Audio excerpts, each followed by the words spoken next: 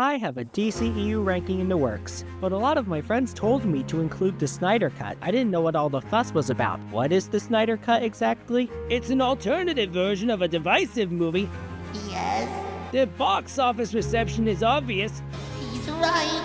Her name you all know. Its name has an L. That's me. Please welcome the Snyder Cut of Lightyear.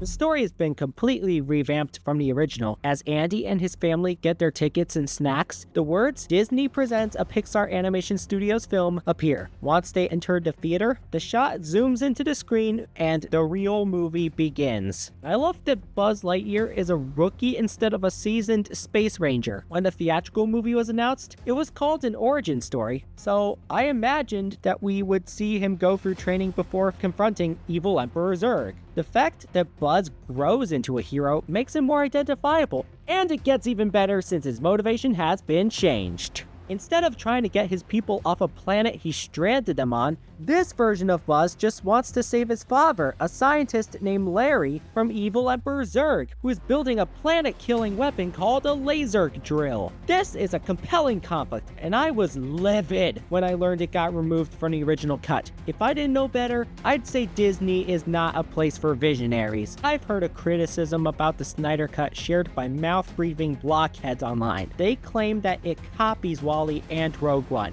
However, I have quite the news bomb. Those criticisms are invalidated by research. Zack Snyder has been working on Lightyear since 1998, a decade before WALL-E came out, and 18 years before Rogue One. Not only was Zack's vision for Lightyear denied by Disney, but the company straight up stole his ideas for their other films while also setting his creation up to be a box office bomb. He does exactly what I do, but better. In WALL-E, they couldn't bother to get celebrities to portray the robots' voices. They just had a sound designer and some Pixar employees portray them. In this movie, John Mulaney plays Blaster, who is like Rocket meets Carl from Meet the Robinsons. This is peak casting. Like Rogue One, Buzz's father works for his oppressors in hopes that Zurg will let him return to his family sooner. However, he comes to see that that's not what Zurg had in mind, and secretly messages Buzz about the laser drill's weakness. Buzz signs up for the Space Ranger Academy, but his fear always gets in the way. In the theatrical cut, Buzz says that he was incompetent in the academy. He befriends recruit Alicia Hawthorne and begins believing in himself. It's shocking how the original movie crammed his training into dialogue because the writers forgot they promised their audience an origin story. Emperor Zurg, played by Chief David, is the greatest character in the film. It's so refreshing to get someone who isn't a twist villain for once, and who can just be evil the whole time. Even that, he's so layered. He built an empire and raised planets, assuming he's justified by preserving peace for Planet Z. Furthermore, he feels threatened by space rangers exploring planets, even though they come in peace. His motive is a fantastic commentary on how a regular person can get led astray by capitalism and seize control of valuable property. When the robot suit is damaged in battle, we get a synthetic distortion consisting of Andrew Stanton, James Brolin, and David's voices. Prepare to die. That wasn't even in the original script! Zack Snyder did this so all the Zurg actors in these movies could play this character for one scene. I should also mention that a certain scene in Obi-Wan Kenobi ripped this concept off. Disney had no shame in implementing Zack's creative concepts and passing them off as the company's own. This movie does for Zurg what the Batman did for the Riddler. Take a character we almost unilaterally associate with goofiness and make him intimidating.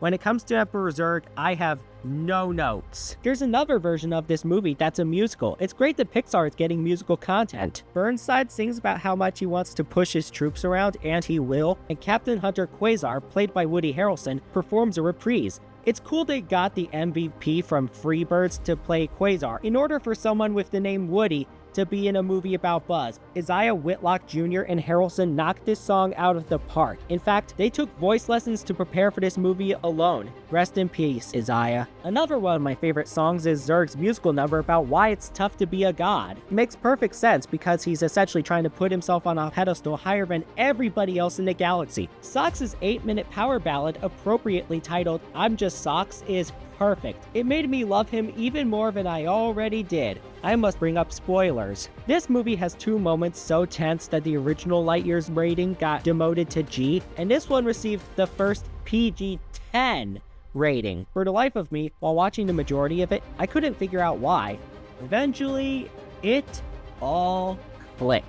First, Burnside and Captain Quasar perish, saving Alicia and Buzz, respectively. It's a significant parallel that sets them up for their pivotal future roles as Space Rangers. Speaking of which, it's one of the scenes featured in a blooper reel. When Buzz is mourning his captain and is supposed to succeed him, he says, "I don't know if I'm capable of being a captain." Then Pete Docter breaks the fourth wall to make a self-aware comment. Note to the filmmakers, Chris Evans is the wrong person to cast if you want to make this point. Now it's time to bring up the second intense scene. Zurg is shot by Buzz as revenge for killing Captain Quasar, and then gets pulled into a molten magma vat by defective Zyklopes that he previously damaged out of enraged fits. The fact that it pays homage to the furnace scene in Toy Story 3 but goes all the way with killing a character is such a deep cut reference for us Toy Story fans.